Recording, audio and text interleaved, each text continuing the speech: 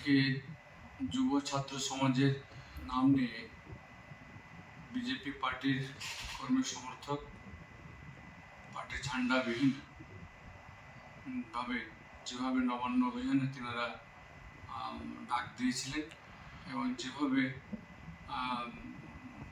তেনারা সঙ্গে ইট পাথর নিয়ে গিয়ে যেভাবে পুলিশকে আক্রমণ করেছে তাতে পুলিশ আহত হয়েও এই পরিস্থিতিকে পুলিশ সামাল দিয়েছে। আমি ধন্যবাদ জানাই বাংলার পুলিশ প্রশাসনকে।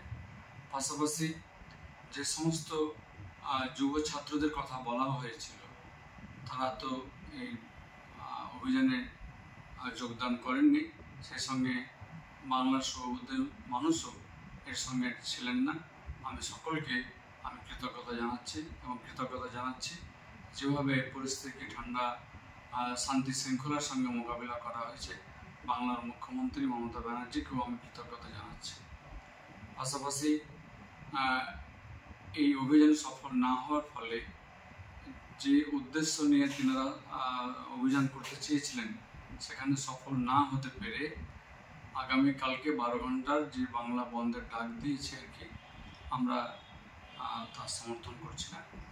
আমরা বাংলার মানুষের সর্বস্তরের শ্রমিক বা খেটে খাওয়া মানুষের যে তাদের যে অর্থনৈতিক ক্ষতিগ্রস্ত সেই দিকটাকে লক্ষ্য রেখে আমরা বলবো যে যেন সমস্ত সর্বস্তরের কাজকর্ম যেন খোলা থাকে, মানুষ যেন সে কাজ করার সুযোগ পায়, যেন তার আর্থসামাজিক দিক বজায় থাকে। সেই সঙ্গে বিভিন্ন বাংলার সমস্ত পঞ্চায়েত সমিতি, জেলা পরিষদ, অফিস আদালত যে পরিষেবা পাওয়ার জন্য মানুষ যায় সেটাও যেন খোলা থাকে এবং পরিষেবা পায়। সেদিকে আমি তৃণমূল কংগ্রেসের সমস্ত কর্মীদেরকে আমি অনুরোধ রাখছি এই বিষয়ে আপনারা মানুষের পাশে থেকে তাদেরকে সহযোগিতা করবেন।